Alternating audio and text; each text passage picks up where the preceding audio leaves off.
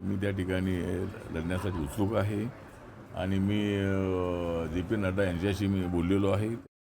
बुधवारी मातोश्रीवर भाऊसाहेब वागचौरेंनी ठाकरेंच्या शिवसेनेत घरवापसी केल्यानंतर आता त्यांचे जुने प्रतिस्पर्धी राहिलेल्या आठवलेंनीही शिर्डीच्या मैदानात उतरण्याची घोषणा केली आहे. 2009 मध्ये आठवले आणि वागचौरे यांच्यात लढाई झाली होती, ज्यात शिवसेनेच्या वागचौरेंनी आठवलेंचा पराभव केला होता. पण आता वागचौरेंना पुन्हा संधी मिळण्याचे संकेत मिळू लागल्यानं आठवलेंनीही शिर्डीची जागा लढवण्याची तयारी केल्याचं स्पष्ट केलंय. शिर्डीचा विकास जर चांगला करायचा असेल तर मला एवढ्याला जनता त्या ठिकाणची संधी देऊ शकेल आणि माझी खासदारकी 2024 आहे.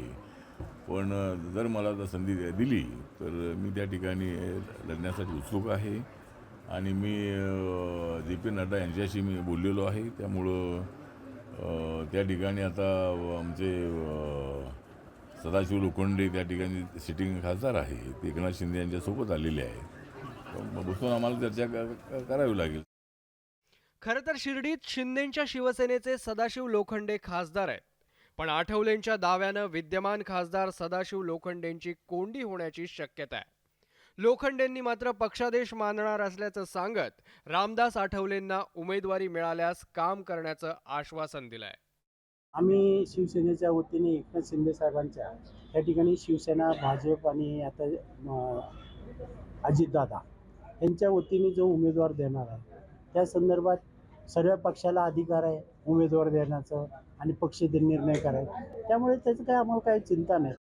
खरं तर बुधवारीच वागचौरेंच्या प्रवेशावेळी वागचौरेंनी मिळेल ती जबाबदारी पार पाडण्याचं सांगत उमेदवारीचे संकेत दिले होते. सुबह का भूला शाम को वापस लौटता है तो उसे भुला नहीं कहता है. वो मी आहे लक्षात ठेवा. मी घर वापसी केलेली आहे. मी काही जरी केलं असल्या चुका तरी मी घर वापसी केलेली आहे. तो अपराध मी मान्य करून आलेला आहे. तेव्हा आपण आजपासून आतापासून या क्षणापासून आदरणीय उद्धव साहेबांच्या पाठीशी खंबीरपणे लढा. आता आठवलेंच्या हालचाली आणि लोखंडेंची माघारीची तयारी पाहता शिर्डीत पुन्हा एकदा आठवले विरुद्ध वागचौरे असा थेट सामना होण्याची चिन्ह निर्माण झाली आहेत. पण खरंच महायुती आठवलेंना शिर्डीची जागा देतं का?